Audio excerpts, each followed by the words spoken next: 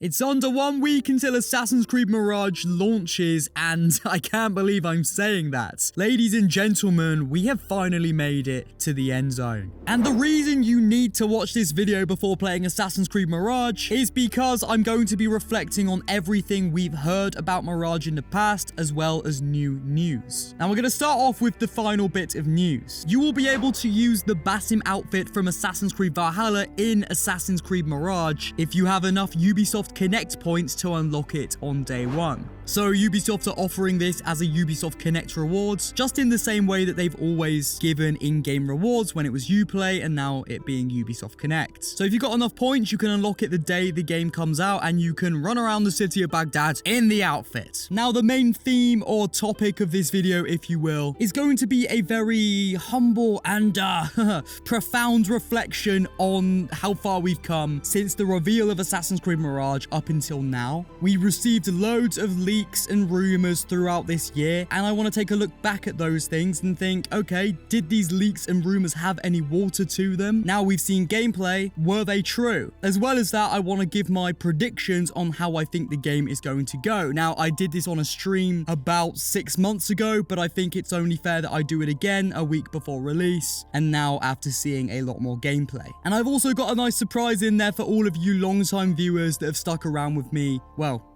for a long time. So if you're new to my channel and just want to stay up to date with everything Assassin's Creed Mirage and Assassin's Creed in general, feel free to press the subscribe button so you don't miss a video from me. If you're a returning viewer, sit back, enjoy this video, because this is kind of a full circle moment, or at least that's what it feels like. And yeah, let's just get into this. So close to a year ago, just after the game was announced, a leaked rumor surfaced on the internet that in Assassin's Creed Mirage we would have a wanted system similar to Red Dead Redemption 2. On top of that, the leak also stated that we will be able to limp as a character when shots with arrows or, you know, falling off from high buildings. Basim would visibly limp until we gained more health. So was any of that true? Starting with the Red Dead 2 wanted system, yes, there is a wanted system in Assassin's Creed Mirage. The more notoriety you pick up, the more guards will be after you and the harder it will be to blend in. Now, the original leak stated that we would have bounty missions similar to RDR2 as well, and maybe that will be the case, but we haven't actually seen that in any official reveals or gameplay or what have you. When it comes to the wanted system, yeah, as I said, we have it. Is it exactly the same to RDR2? I mean, no. I wouldn't say so. I'd say it's just a wanted system, and that's what it is. And they've had wanted system in loads of different games. They've even had it in the older AC games. So I don't really know where that Red Dead Redemption 2 comparison came from. I'm guessing an individual was reminded of that game when playing Mirage or when seeing Mirage developed, and they thought, yeah, that's what it's like. Put a leak out there to somebody saying that's what it's like, and then a journalist jumped on it, scripted up an article about how it's just like Red Dead Redemption 2, and that's how that came about. Now, when it comes to the limping aspect of gameplay in Mirage that leaked, we haven't seen that in any of the official gameplay shown by Ubisoft or any of the personal gameplay we saw from the big creators that got invited out by Ubisoft to play the game. So I'm going to say no, it's not in the game. Maybe it was in concept stages when the game was being developed. They tried that out. Maybe it didn't work, or maybe due to time constraints, they said, we can't put that in the game. You know, who knows? Maybe when the leak came out, that's what the leaker did see in development. And from what I've seen, it doesn't look like limping as a result of injuries in the game are going to be present. I could be wrong, and maybe people who played the game just didn't experience that, but it's likely if we haven't seen it yet from any of the YouTubers, then it's probably not going to be in the game. Now, predictions. Oh, I love a prediction. I have a lot of predictions when it comes to Assassin's Creed Mirage, and here they are. I think the game will be very short, and I know Ubisoft have come out and said, yes, this is a smaller game, but what I mean is, I don't think people just quite realize how short the game's going to be. They might think, okay, it's 30 to 40 hours instead of 100. You know, that's a short game. When in reality, I'm thinking this game's story, at least, is going to be around a similar length as Assassin's Creed Revelations. You can speed through the AC Revelations story in literally maybe a day or two. It's a really short game story-wise. And I think purely main story will be around that length. Now, don't worry, that's not a bad thing in my opinion. Assassin's Creed Revelations, again, in my opinion, was the best game in the series. It was the best written, I think, setting aside Assassin's Creed 1, of course. You know, at the end of the day, Assassin's Creed Valhalla was way too massive. A lot of people might say, yeah, it was big enough, it was really good, and I wouldn't want it to be smaller. But at the end of the day, you can say objectively that the game had a lot of filler, and those big story beats that were really interesting with Valhalla were few and far between because, again, the game was so bloated. If the game was condensed into 30-40 hours, it would have been way better than the 80 to 100 hours that it actually was. I don't think Mirage being smaller is a bad thing, but my prediction is it's going to be a much smaller game than people actually realize. Now, talking of story itself, I don't think there will be much, if at all, any mention of any of the Isu, the ones who came before, and the pieces of Eden. I think we will see precursor temples, and obviously we're going to have a big focus on Loki, but when it comes to physically seeing the ones who came before, as we did in the older games, having this big focus, I don't think it will be. I think instead of having a broad focus on the ones who came before, I think it's going to be a very personal take on that when it comes to Basim and his confliction with himself and Loki. And I think it will focus on more of the Basim side of things and how he turns rather than what did Loki do? How did he get here? Because at the end of the day, we saw that in Valhalla, so they're not going to want to repeat the same story again. I think Basim will be a much more likable character than he was in Valhalla. If you think back to the beginning of Assassin's Creed Valhalla when we first meet Basim, he's more of a humble, wise, quiet, brooding man, and I didn't personally dislike him at this point. I think in Valhalla, we'll see him as a naive, confused kid pretty much, and we'll see him evolve into what he was at the beginning of Valhalla. Now, I think having a new perspective on Basim's story and knowing how he got to be Loki, if written well, could actually give us a new perspective on the character and maybe almost forgive the bad that he did in Valhalla. The more context you have, the more perspective you have on said matter, and your opinion can change completely. So I think we will definitely see Basim completely differently at the end of Mirage. And then heading back into Valhalla and playing that story again, we might see the game completely differently. Now, when it comes to the philosophy of Assassin's Creed, does Mirage have that AC DNA? Does it understand what it means to be an assassin? Because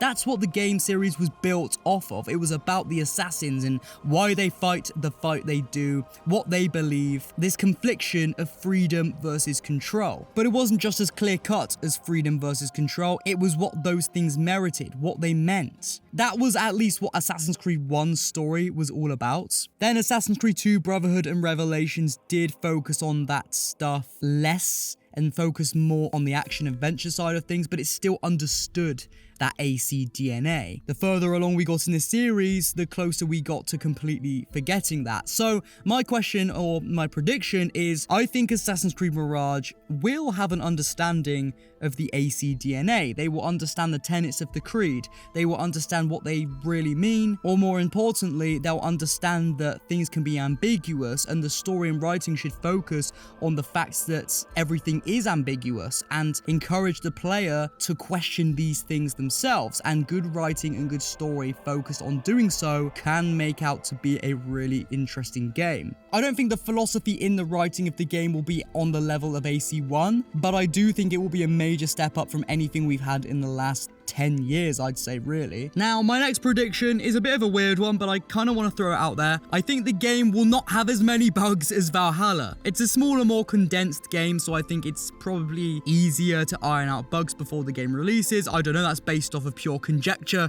but you know how it goes. As well as that, I think Ubisoft are thinking, we want to really impress the OG AC fans with this game. We want to make a game that people can play and think, wow, this is what I signed up for in 2007 when AC1 came out. So I think they'll make sure there are little to no bugs in the game. Of course, some always do slip through. That's just the nature of game development. But I don't think it will be a massive onslaught of bugs like it was in Valhalla, because to be honest, the amount of bugs in Valhalla was outrageous. So for the next part of this video, if you haven't watched me before, you have no idea who I am up until this point, then this might not interest you as much. This part of the video is going to be focused on my plan for the future when it comes to Mirage. So if you're a long-term fan or you are just genuinely interested in what I have to offer in the future, then yeah, stick around because you will know what's going on. You will know the plan. So when Mirage drops, I'm going to stream it the minute it releases. I'm going to have it pre-installed. We'll have a little chat about half an hour before the game drops, and then when it drops, we will get into the game. I'm going to stream for a few hours, and then obviously I'm going to go to sleep.